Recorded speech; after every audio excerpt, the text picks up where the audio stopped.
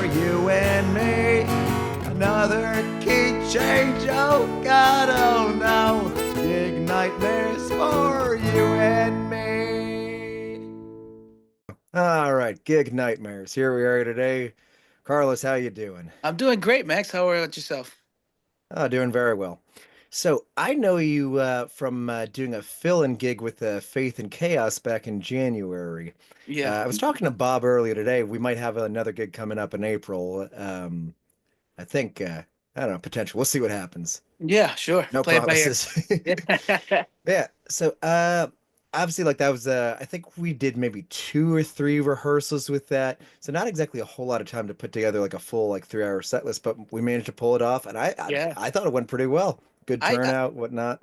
honestly, I thought it was one of our best shows, to be completely honest with you, man. Really? Yeah, yeah, man. They'll tell you too. Like, yeah, everything from the feel to like the crowd participation. It was just really, really good. It was a really good gig. It was one of the most memorable ones. Yeah. Oh, well, I appreciate that. No, So dude, I appreciate you. how long have you been singing with that band and how long have you been singing in bands in general? So I started singing when I was a kid in buses. I grew up in Ecuador, and I grew up really, really poor, and I didn't go to school. So I would jump in like buses and sing with my sister, and like kind of just like pretty much panhandle for money and stuff like that, you know. Huh. And I always said, I knew I was born in the United States, and my mother sent me to live with my grandmother, and I got raised there till like I was 14 or so. But I knew, like I said, one day I just want to sing with a live band. Like I know, I don't want to make it famous. I just wanted to make it into a live band, and that came about a couple of years, like when I was 20, yeesh, like 29 or so, about 10 years ago. I met this guy who was a drummer, and he needed a fill-in singer, and I was like, hey, yeah, I can totally do it. But I worked with him for about a year, and we never did any gigs. And then Bob stepped in as a fill-in bassist. He just wanted to play, like, and we needed a bassist to practice. And he heard me sing, and he's like, "Hey, we have a side thing if you want to do it, like if you want to check it out." So I was like, "Yeah." So I did a couple of rehearsals with them, and then they offered me the gig, and then I've been with them ever since. Nice. That's Yeah, awesome. So it's still kind of funny because I remember, I think it was sometime back in September of last year, 2024, when Gianna's father, Steven on the drums, yeah, was saying, "Hey, we've got a gig in, I think it was maybe in Rockaway, New Jersey, saying, hey, we've got a gig. You guys should come on out." And I blocked it out on my calendar and everything. And then, yeah, like, the week before, he says, "Sorry, the band imploded." I'm like, "What? Sucks." yeah, yeah, yeah, dude. But then I guess it was sometime around October or November. Well, he says, "Hey, we have a potential gig. You want to do it?" And I'm like, "Yeah, sure, why not?" But I am still kind of curious. Obviously, you don't need to say names or anything like that. Sure, sure. Whatever you're comfortable with doing. But like, Yeah. what happened that the band imploded right before the gig? Well, to be honest with you, there was two implosions. This is a second reiteration of this band. We used to play with one guitarist. I'll just not put any names in there, but he was a character himself, and eventually I just there's too much stuff going on, and like his wife moved out, of like she went to a different state. It was just a fucking mess, man. And then he made this whole show, and he's like, fuck it, I'm not doing this anymore. He just thought he was better than everybody. I just like he's been in like bands that have been like famous, and then he got into a car accident, and then he had to recover, and he kind of lost that gig, and he was just playing in local bars and stuff like that. But he always felt like he had like this "I'm better than you" type thing. So that was the first implosion of that, and then Faith and Chaos came about. We found a guitarist, and we were good with him for like about 5 6 years, and then he started to like really like reel things in and like the crazy side, where if it wasn't the way that he was playing in his head, we were playing it wrong. Like there's no There wasn't no like playroom with anything, you know. But what ended up happening was he has it out with Steve, right? Him and Steve, like they get along. It's just that he's always the hardest on Steve, to the point where like he would chastise him as like almost like a child. And you know, Steve's like a 60-year-old man, you know, Yeah. like dude, like relax. But there was no relaxing with him, and it was just pretty much if it wasn't his way, then fuck it, we're not doing it. He would stop us mid set, like mid song, and if like there wasn't a fill that he wanted, or he's like it's he would stop the song. Like, stop, stop, stop, stop. It's crash, crash, boom, bash, crash, crash, boom, bash. Can't you fucking get it? And he would just like curse, and he like in the middle of a song, you know what I mean? And like the customers and like all like the people listening are like, whoa, shit, you know? Oh, this would be at gigs, not This is a rehearsals. live gig, my man. Like live. Like a middle of a song. If he didn't hear the fill or he didn't do any, like there was something that was off, he would stop the song, curse, and let Steve have it for sure. And then you're like, all right, get it right from the top. And then we'd start the song over, and it's super awkward. You know, that energy just changes, and like the audience is like, this is fucking weird, you know? Yeah. So finally, like in one rehearsal, Steve just had it, man. He was like, fuck this, dude. You're not gonna talk to me like this. And like you need to chill the fuck out. And he was just he just got too big in his own mind. Hmm. I Yeah. gotcha. And don't get me wrong, amazing talent, man. And like till this day, I'll for sure, I'll probably top 10 talents guitarist that I personally know is fucking amazing. And you for sure, you're up there too, man. I was so impressed on our show. It was insane. Very very impressive. Well, thank you. Yeah, man. But so you mentioned that, and it kind of gave me a flashback to something I'm not really proud of from my earlier days of gigging, which I'm only 25, so earlier days, that doesn't really mean anything. It was 3 years ago. But I was playing a gig. I used to play in a cover band called Live in the Dream. And we would just do like a lot of like 80s hard rock sort of stuff, like Scorpions, Sure. Ozzy, Van Halen, like really fun stuff. Yeah. And I remember we were playing this outdoor gig for I think it was the Flying Aces Motorcycle Club. They were having like a get together. Yeah. We're playing and we're outside on this like flatbed truck and whatever. And it's got to be like the hottest day of the summer, and there's no cover or anything. We're just like all hot and miserable and getting sunburn and whatever. So with that band and like a lot of bands I play with, the instrumentalists, myself being guitar player, all the instrumentalists, we have these drop tune pedals. Like instead of like changing your tuning for a song, if you need to change your tuning to make the song easier to sing or whatever, like you just have the Digitech drop tune, and it just changes your tuning just like that. Oh, So, cool. but the only thing is like it's just another piece of technology for something to go wrong. So it wasn't Sure. at all uncommon that we would all start playing a song and someone would be out of tune and didn't realize that it's just something that naturally happens. I still make the mistake some days with 80s Revolution. But on that particular day, it's like, well, it's blistering hot. We're all just kind of miserable that we have to be. I mean, it was a fun-ish show, but again, it was just so hot. I had my you remember I have like my high-powered fan Yeah. at the Yeah. gig. Yeah. Of I course. had like I'm pretty sure I had that one, but even that at the strongest setting wasn't doing anything. It was just blistering hot. Just So blowing we're hot air that year. You're just getting more pissed off because it's just hot Yep, air. exactly. Yeah. Yep. So we're about to play, I think it's Symphony of Destruction by Megadeth. And I Yeah. don't remember which So tuning we did it in, but we started playing it. And I think in that band there was two guitar players, me handling most of the leads, and then my buddy on guitar. Well, I say buddy, but he's 30 years older than me. I'm used to playing in bands with people 30, 40 years older than me. But we start the song and he I guess he had like the wrong button, the wrong setting on, so he's playing it and he's out of tune. So I think I turn around to him and I just say, and I regret saying it, but like I turn around to him and I say, wrong tuning, asshole. And like at that point he was so close to just putting the guitar down, tackling me, and just I would yeah. have deserved it. I'm happy that didn't happen, but it's like I really try not to be too much of a jerk on stage, like Yeah.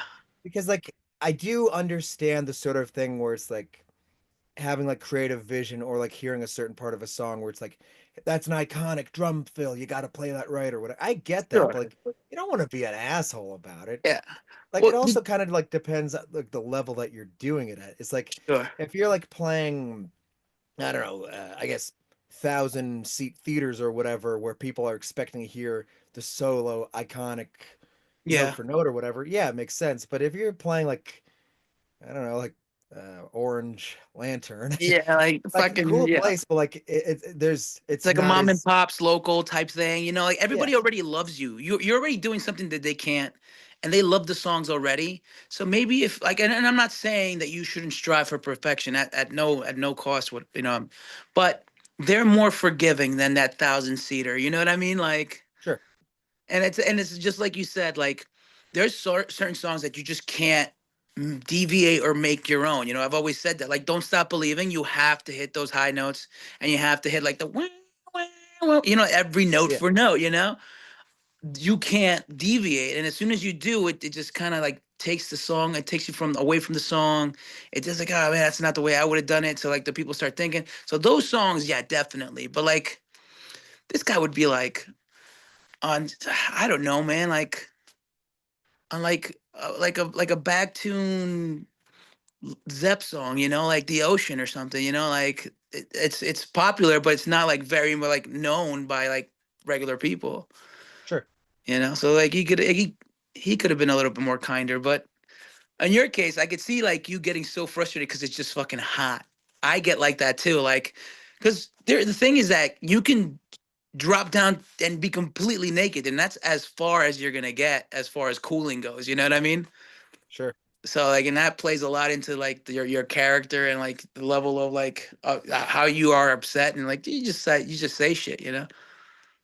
And like maybe even like sometimes if you do feel things like that, it's about like finding healthier ways to express that. Like with the 80s revolution, at least, like if someone screws up a song, instead of like yelling at them or you suck or whatever, like Yeah, sometimes I'll playfully say, ha, you suck. But yeah. most of the time, what I'll do, I'll take my pick and I'll throw it at them. Whoever makes the mistake, I'll just like walk over, whoop, and it's just like a playful thing. I No. don't. You know who I'm, used to do that? Something like that. I mean to cut you off, but James Brown was infamous for like if you fucked up, he used to go like this, and that would mean that you owe him $10 or $15. He was like, but he wouldn't let. Like you just saw him do this. You missed the note. He go to the drummer and be like, now you owe him $10, and him and the drummer knew, but like the audience was so oblivious. Like I don't know what just happened, but like all right, cool, whatever. He wasn't in somebody's ass or like, or like yelling or screaming. Cause I do believe that every time that this guy did that, it took the audience out of it and it just made it into like, oh shit, mom and dad are fighting and this is weird. exactly. Yeah. Like you never really want to see. Okay, I don't know if I would say never. It's like when was it? I think September or October. Jane's Addiction. I had tickets to go see Jane's Addiction, but then I'm playing like a gig. It's another fill-in gig, Saturday, and then I'm gonna go see the show on the Sunday. But I think it was like the Thursday or Friday they played in New York City or something, and there's just like a big sort of like public thing or whatever where Perry Farrell just like shoves Dave Navarro for whatever reason, and it's like on stage, and it's just like Oh, a really shit. big. And I'm thinking, oh man, is this show gonna happen? But then I'm looking at the tickets, and like the ticket prices are all going down because I guess people are expecting it to get canceled. So I'm like, Yeah. great, $13 tickets to go see, No shit. but then it gets canceled. Uh, Yeah. yeah. Like sometimes it's amusing, but like most of the time it's like, no, this sucks, and people are just there to hear the music anyways. Yeah. Like, they're already fans. They're already fans. And especially with covers. I know somebody explained it to me that way.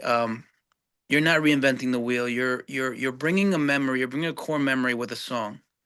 That's why to me it's very important to put an emotion, to connect an emotion to a song while I'm singing it, because that emotion translates to, oh shit, I remember when I was in junior high and this song came out and I did wish that I was special, so fucking special, but I'm a creep. And I'm like, oh, you know what I mean? Sure. And that translates. They already love you for it. You're like, oh shit, this guy's awesome. He's playing that song that I love, and like, I can't sing it, but I'm glad that he is.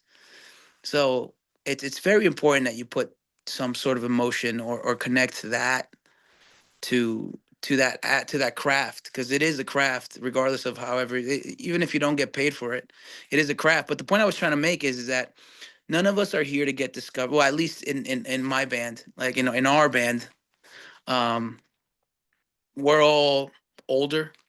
Like, we're not chasing Grammys. We're not, we're just doing it to just do something on a weekend. And if we get some gas money, great. But taking that expression and being able to do that is it's a gift that not only we get to share with everybody else, but we get to share with ourselves and with our bandmates. And then sometimes some people forget that we're not there to, like, oh shit, there's a fucking Sony producer in the audience and he's gonna fucking pick me up and I'm gonna be fucking super famous. We're just doing it for fun, man. It doesn't have to be that crazy. Sure. I But mean, it wouldn't. it really is crazy sometimes. I don't remember how many months ago it was at this point, but I was like interviewing my one buddy up in Canada. And he was telling me about a gig he played where like the band leader, they were just playing like some dive bar in like maybe Toronto or somewhere. But he sees like the band leader of another band that they're playing on the bill with backstage or whatever, just like screaming at like his band members, just like, "Oh, you're screwing this up! This is such a big show!" And it's like, no, you're playing a dive bar, and it doesn't matter. Like, Yeah, there's certain sorts of situations. Like, it all depends on like what everyone's goals are with the project. sure, Like, I mean, I was like you mentioned, like no one in Faith and Chaos is expecting it to become like, oh, you're going to be playing Madison Square Garden next month. sure, right, Like you keep things more realistic and you're able to right, have fun with it as a result. sure, But whereas like some people who get like way too into it, well, it does become like every single thing is like the most important gig ever. yeah.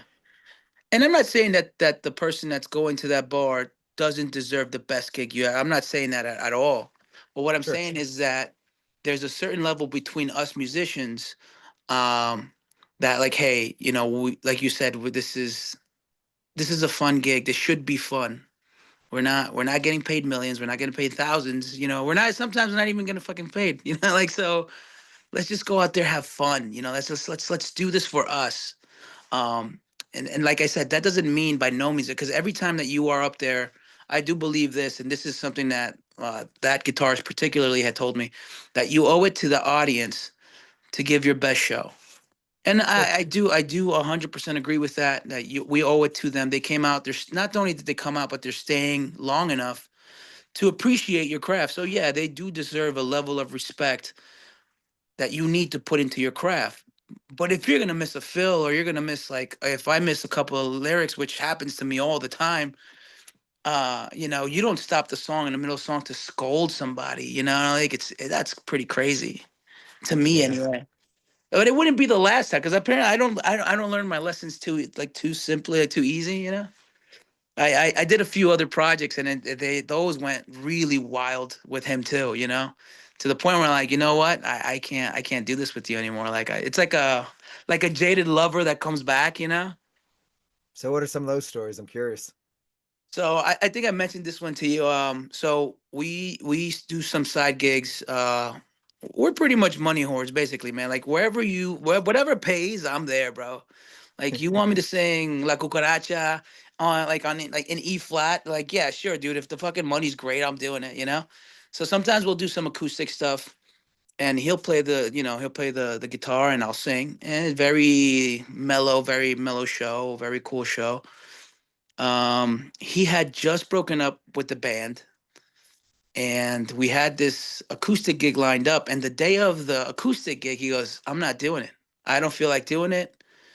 This is bullshit. You guys." And he's like mad at me because he got mad at Steve.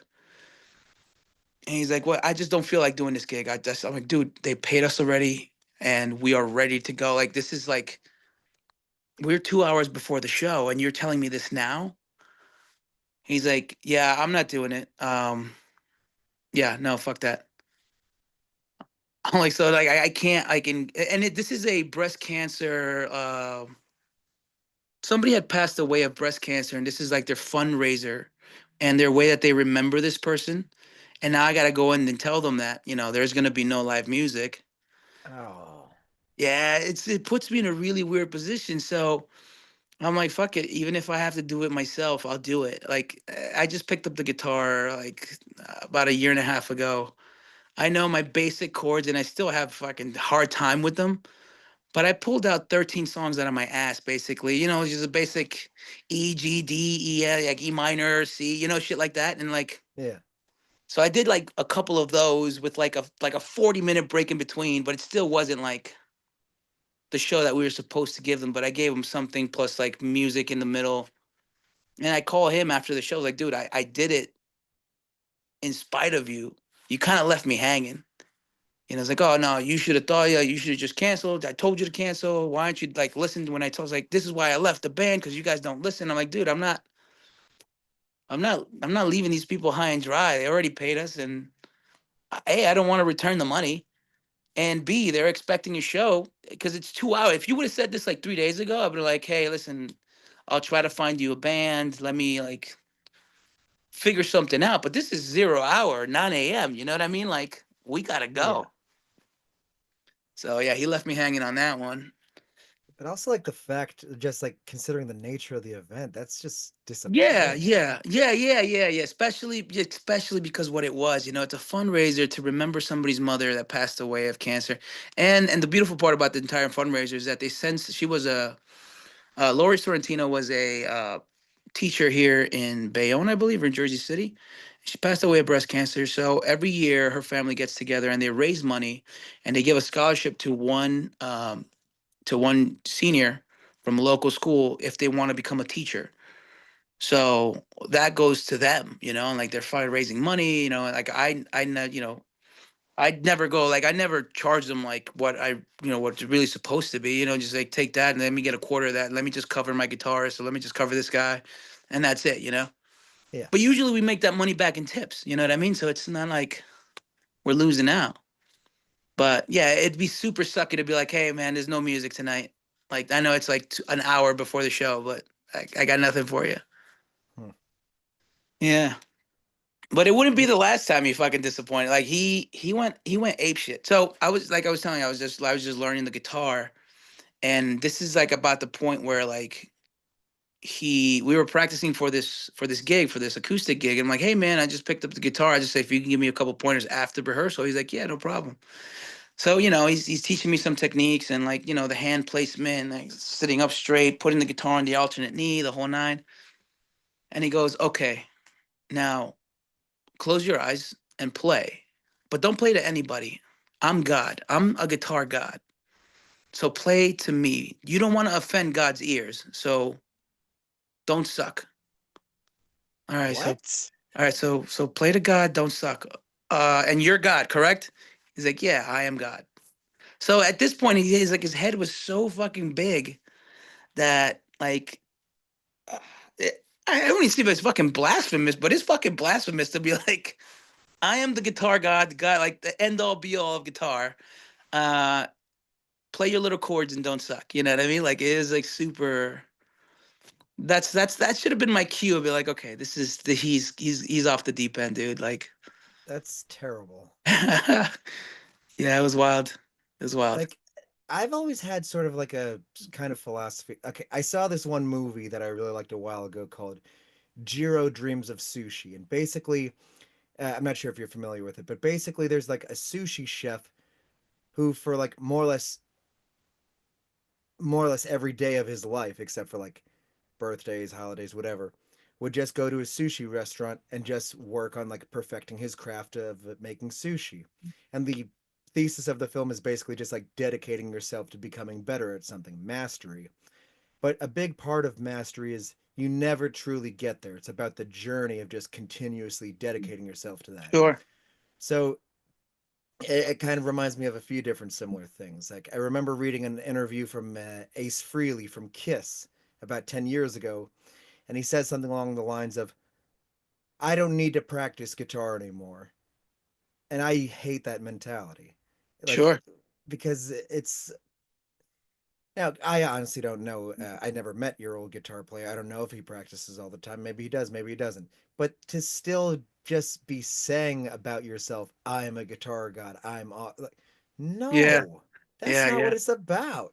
And when yeah. you start thinking things like that, that's when you just start sucking. Well, it got so bad that at towards the end of my interaction with him, uh, he wouldn't even talk to me anymore. And this is a man I spent better part of 7 years, like gigging every other weekend, gigging 3 times a week. You know what I mean? Like at some point, at the height of like, I guess I don't want to call it the height, but like when we were moving the most is like right before COVID, we were doing 2 to 3 shows a weekend, and then the money was coming in, the shows were coming in, the referrals were coming in, you know. And I talked to this guy every day about life, about anything, and to the point where like I can't even talk to him. It's like he was like, if you need to talk to me, talk to Alex, which is his son. It's like you talk to him, and if he screens your call and he says, "Oh, then we'll talk." I'm like, dude, so I just can't call you directly. I just gotta go through Alex. Is that what you're saying? Like, this is wild. Like, It's just, who the fuck are you? Like, like, first of all, I don't recognize you. But really, who do you think you are that you need a middleman between common folk? I'm sorry, sir, but that's not at all what uh, should be like. tell me about the New Year's gig that you did. Oh, dude, yeah. So there's two more stories like that, but the New Year All gig right. was that's the last time I played with him. We got the New Year's gig at a bar that I work at. So it's the home crowd, you know. It's an Irish pub in Jersey City. Shout out to O'Leary's Public House. So we're playing that spot for New Year's, and they paid us pretty handsomely. And we're playing, and they have two New Year's. They have the Irish New Year, which is at 7 p.m., and then they have the regular New Year's, which is 12 or whatever. So there have been people there since 7 p.m. drinking and eating and all that stuff. So towards the end of the New Year, like 11 something, people started like falling out drunk out the door, you know. So it's starting to thin out, and I guess it just we're playing a song. It was our second set, and we still got it's like the seventh song of like a 13 set, you know.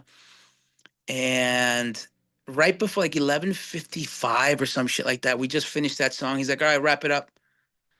I'm like, "Oh, we still got like at least another 5 songs." And it's not even New Year's. It's not even 12 midnight. So what? It's like, no, no, the people are leaving. I'm not doing this shit.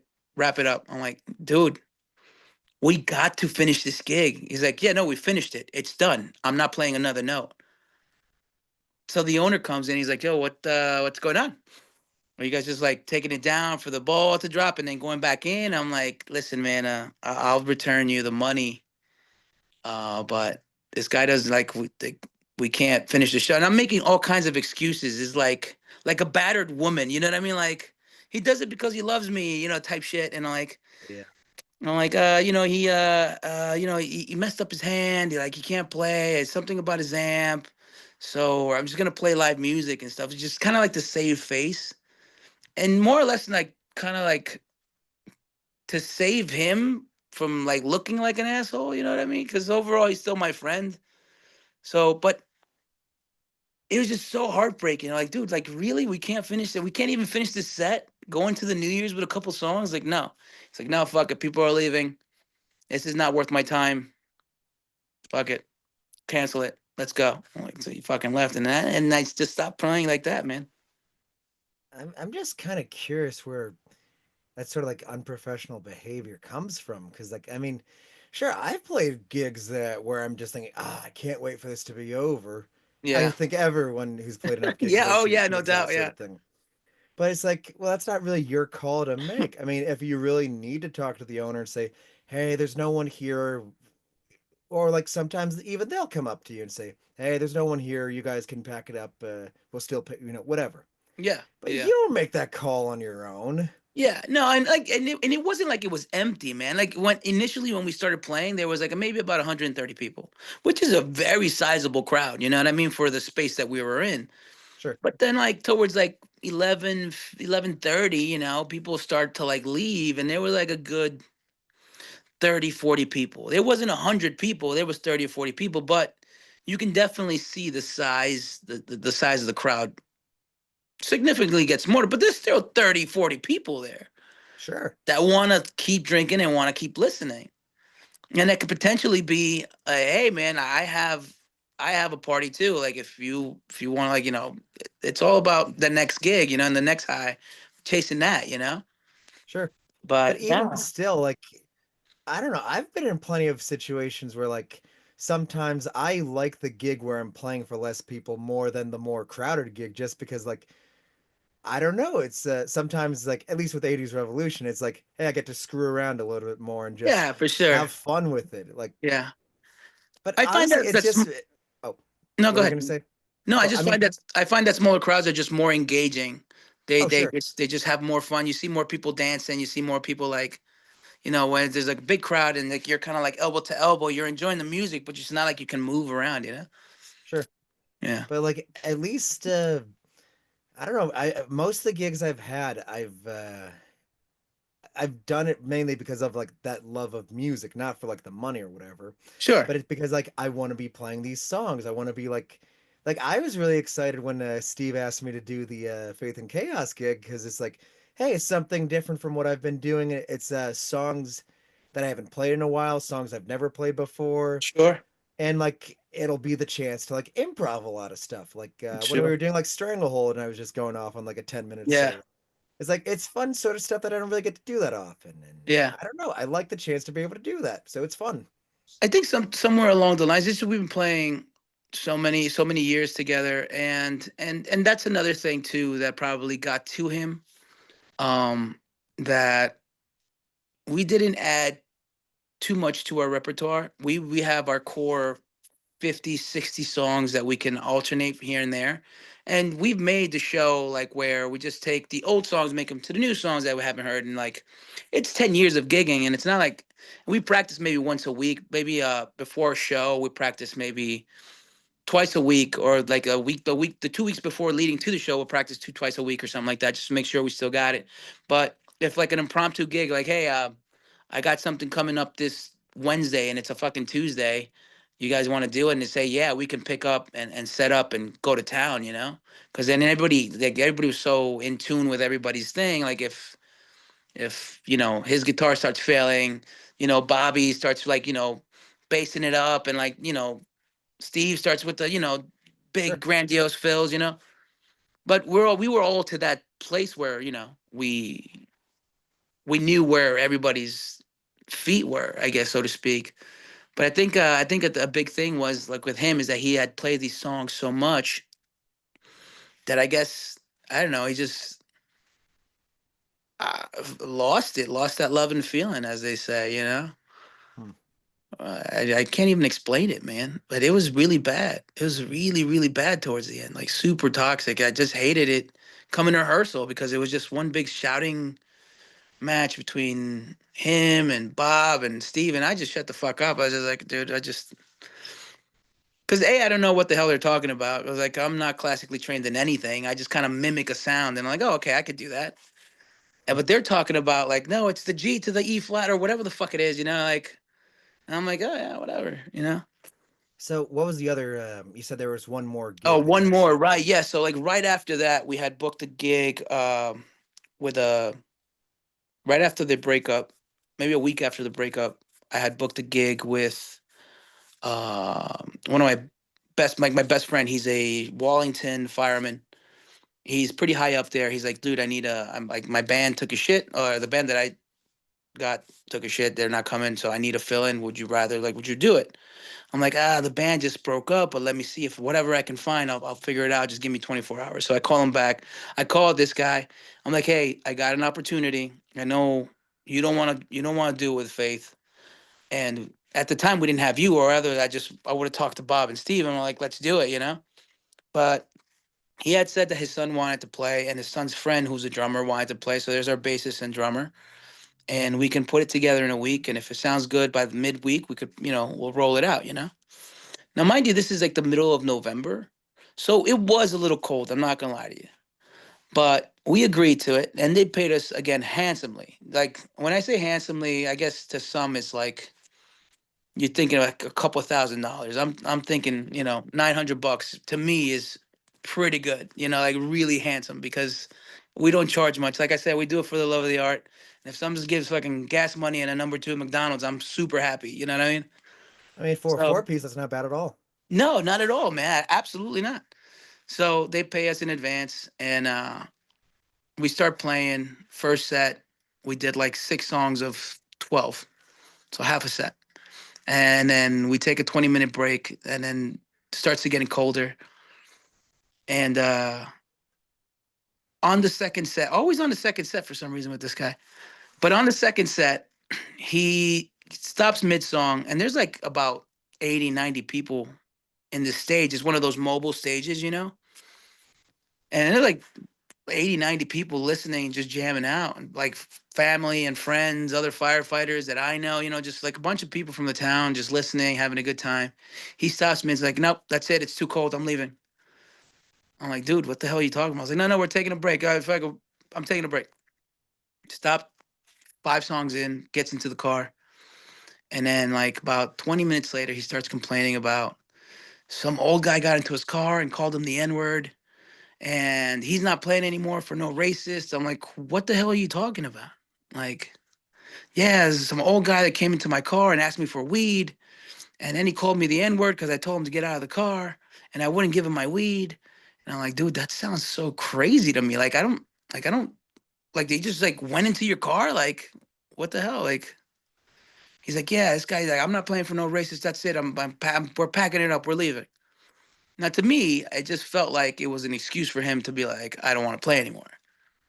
And the guy that he was saying it about, everybody knows him. He's the sweetest man in town. Like he's like very, very nice. And he's like, I knocked on the window to ask him if he was okay, and he blew up on me. That's it. And he told me he wasn't playing. So I'm like, all right, so now I got to return the money, which they paid me in check. So what I did was I put it in my account. Well, I had the check. I forwarded the money to the guys. I took money out of my account and paid them accordingly with my money, thinking, okay, well, once the show's over, I'll cash the check and then recover all my money back. So he cancels the gig. He doesn't want to get out. He doesn't want to get out back and play. Yeah. And the guy's like, well, I want my money back. And I'm not going to say no. You know what I mean? So I give this guy the money back, and I'm like, dude, so you guys got to give me your money back. It's like, no, we still can. We still played. I'm like, no, dude, like that was out of my check. And like, I need my money back. If we're not going to play, he's like, well, you shouldn't have done that. Fuck that. I'm not giving you the money. I played. I was here. I was called a racist slur. And now he wants to leave. Now the way we're set up is that we're parked, like this is a stage, and we're parked right next to the mobile stage, which is in the compounds of the fairground. So there's like 90, 100 people there in the middle, and he's trying to back his car out to the point where like he's like people are like not moving, and he's like spinning his wheels and shit, and like it's getting super dangerous, man. So the cops come, and now it's like this whole like, oh my god, like this whole embarrassing moment where they pull him out of the car and like, yo, listen, you cannot leave.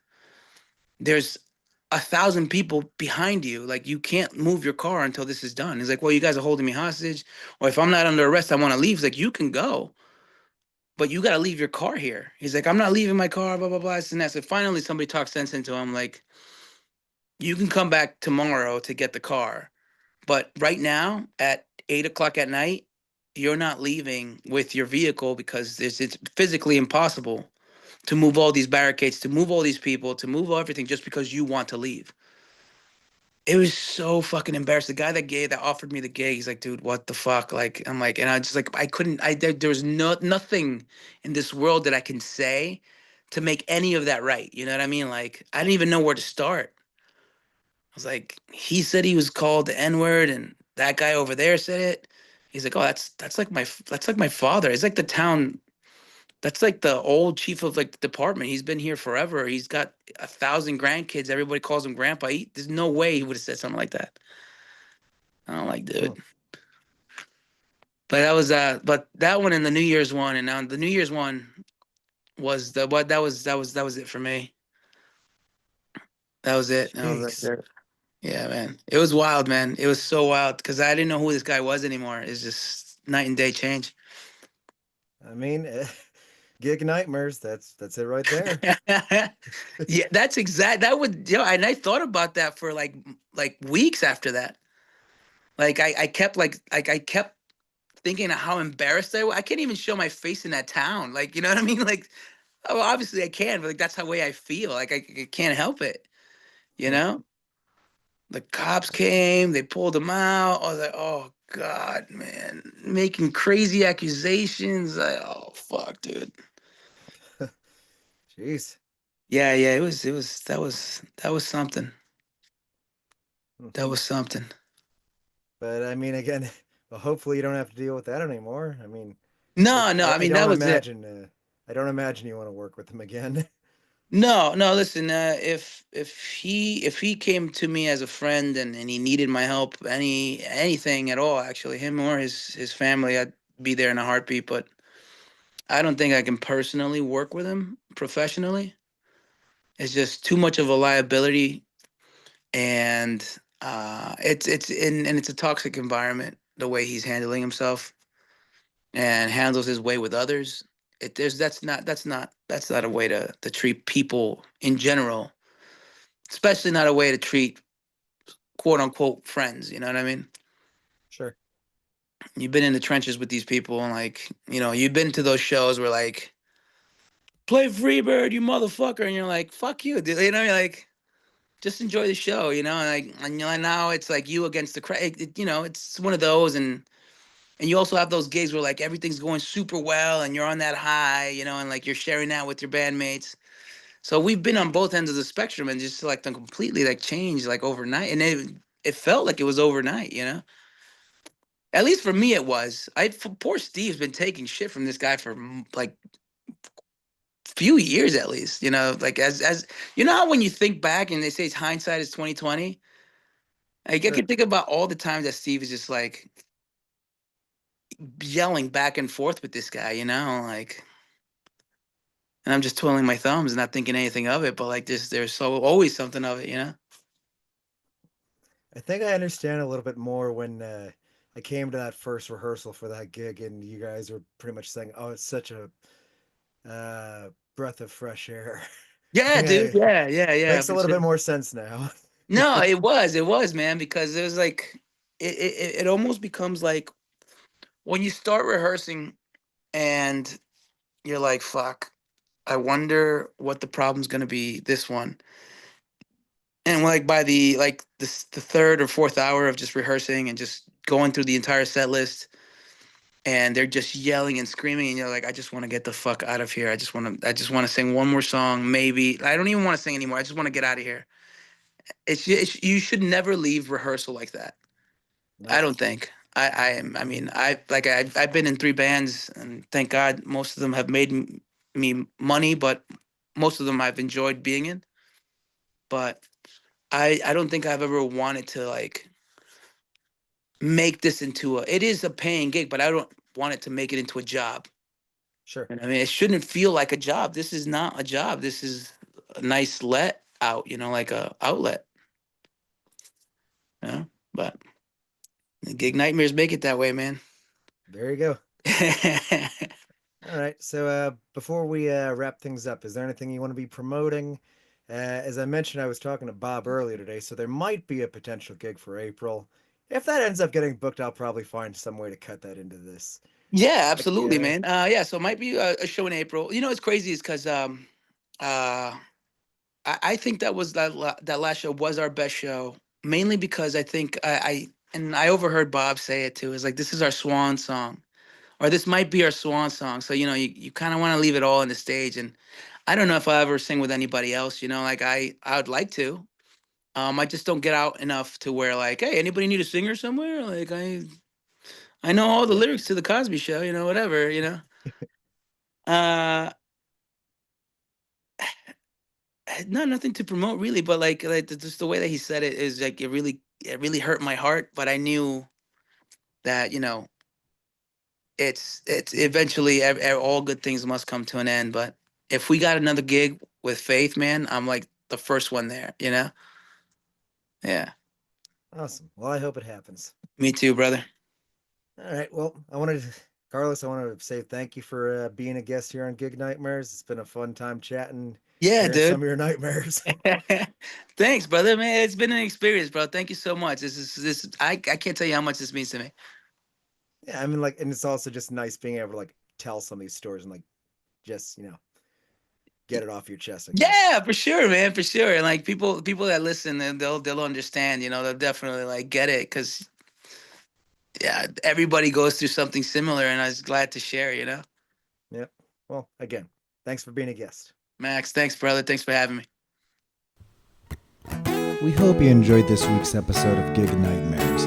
Gig Nightmares is an independently produced podcast made possible by the support of listeners like you.